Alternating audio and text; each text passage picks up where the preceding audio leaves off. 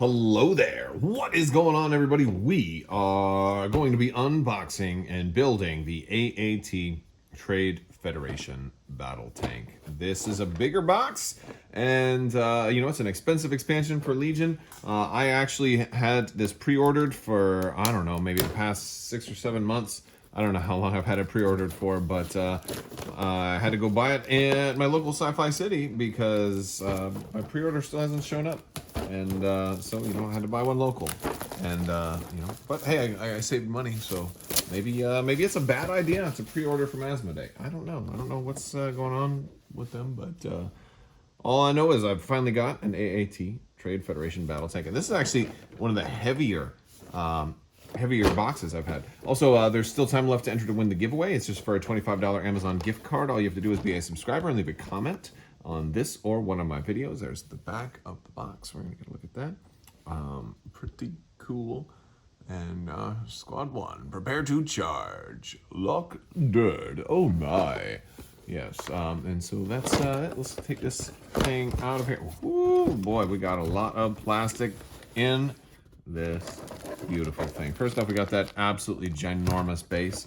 We've got our rules, insert and instructions in here. We've got our cardboard and our cards, and we got a lot of plastic. Wow, that's a big piece. That's a very big piece. Look at that. We've got that. That's a big piece too. Look at it. We're almost done. There we go. Hey, how does it go? We're done. Right? I don't even know how that goes on. Probably on top like that. Yeah. All right. Well, this is why we follow the instructions and don't just piece it together ourselves. Oh boy, we got a lot of stuff. Okay, so this is going to be our driver. So I'm glad they at least give us one mini to put in the top of it. Unlike, well, I guess we did get a clone, but we all really wanted Ayla Secura and Plo Koon in the other one, right? I did have an extra little piece in the box, so be sure to check your boxes for extra little pieces. So that we got that. All right, so first sprue. Let's take a look at the sprue here. We've got a lot of mechanical pieces. This is probably a piece on the back, my guess is. Okay. Then we've got the top, and I guess maybe, I don't know if you have an option of both of these, because these look like almost like the same piece. No, they're not. Oh, this is probably the bottom, and this is the top, or vice versa, so it can swivel. That's what I'm thinking. And this is a little connected piece that looks like it broke off right there, or maybe it just was loosely connected. Okay. And I think that's just about everything. So this one's going to take a little bit longer to build, that's for sure. And let's see, how many pages is our little rules insert? Oh, all right. Well, the good thing is there's plenty of instructions, and that's going to go on top of that, and all of that. Wait a second, do I even have a piece? This talks about that going on to that, but I don't have that. I just have this. Did they already assemble it? Is that the top and the bottom that's already done? It looks that way. That's weird. So mine came pre-assembled? What is up with that? Yeah. That's weird. Okay. And then we've got all of that, and all of that, and all of that. And then we got the bottom, the middle, and the top. That'll eventually go onto the base. And then you put your little dude in there, or you can close it up. But definitely put your dude in there so you can do more stuff. And by do more stuff, I mean, like, be able to get a lock dirt or something like that and place him in there. A lot of people are getting those 3D printed. All right, so here we've got the proof of purchase and all of our cardboard, just for consistency's sake. It's a pretty standard cardboard, our first heavy for the Separatists, which is always nice. I wonder what the next round of heavies are going to be. If we're going to get another heavies for the Republic and or the Separatists. That'll be fun. But yeah. All right, so we've got our Trade Federation Battle Tank. It's 170 points. This sucker is not cheap. You can take a driver, you can take 2 ordnance and comms, and it's got 2 guns built into it, which is nice because it has Arsenal 2. You can do that short range 3 die, it's fixed front, and then the laser cannon, which is range 2 to 4. That's 4. Red dice is critical 2, high velocity, and impact 1. It's also worth pointing out that this is not fixed front, so you can shoot any direction with that one, because that's basically the turret, right? You got 9 health, 6 resilience, and a red defense die. You have no surges on this one. You've got AI attack, so we've seen plenty of AI already. We've got armor, which is going to be great. So armor and red defense die, super good. Arsenal 2, but it also has barrage. If you don't use arsenal during your activation, you can perform 2 attack actions. So basically, if you attack with only a single weapon, you can attack twice, which is going to be really nice for something like the MX-8. So this is, you have the option here of not necessarily attacking 2 different times, or not necessarily putting any upgrades on. You could run this just bare bones and take advantage of barrage. That would be really cool. You've got hover ground. You can reverse, strafe, and standby. You're treated as a ground vehicle by other units, but it is actually a repulsor vehicle, and that's going to play into it being able to move over terrain and things like that. Weak point 2 rear. Now, this doesn't have the weak point sides, and I think a lot of that has to do with the front, the design of the thing, how it's got that big front stuff. So even to the side, it's got this big armor piece here, which is kind of armoring up the sides to an extent. So I think that's more of a thematic thing, but it's a weak point 2. So if they do get behind you, they get impact 2, which is going to be pretty significant.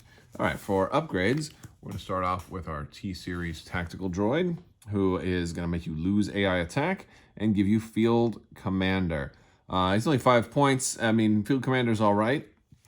But, I guess that could be good if you're running Dooku and you want him really far ahead, but you got a whole bunch of guys in the back.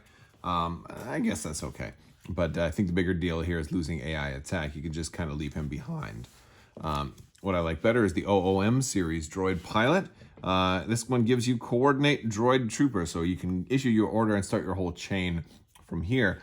I think that one's even better because you're also kind of losing AI attack because you're almost always going to give this one an order and then start your chain. So that's, effectively almost. Now, you don't get Field Commander this way, but I like being able to start your chain. Also, this one's a little more expensive because it's a little maybe easier to use and more works better under most circumstances. And then we've got the man himself, Lock Durd. You may recognize him from that episode of Clone Wars where they were setting fire and destroying all organic material with his new super weapon, and played by George Takei. You are also going to lose AI attack, even if this card is exhausted, but you can also then exhaust this card and get a free action. This is until the end of your activation. Each of your weapons gains suppressive. So that can allow you to put out quite a bit of suppression, especially on something with barrage, which is really nasty. You could stack 4 suppression on somebody. I kind of like that idea. Kind of like it. All right. So we've got high energy shells. This one I do really like these. They are range 2 to 4, 2 red and a white. It's an exhaustible, but they have cycle. So if you don't, you get to recover it automatically on a turn that you don't use it, which I really like that. They have critical 1, which is going to be good because you don't have offensive surge to hit. I mean, you do have critical 2 on your main gun, but an extra critical is going to be nice. And it's also got a high velocity. What I like about this one is that if you stack it with the main gun and you use Arsenal 2 and fire both of those, all of the weapons in your attack pool will at that point still have high velocity. So if you double up on a Jedi, a Darth Vader's charging you or something like that, you double up, well, that's like 6 red and a white with critical 3 total, and also high velocity on both weapons, so you can't spend a dodge. And if you can't spend a dodge, you can't gain that offensive surge. So I really like that, or defensive surge.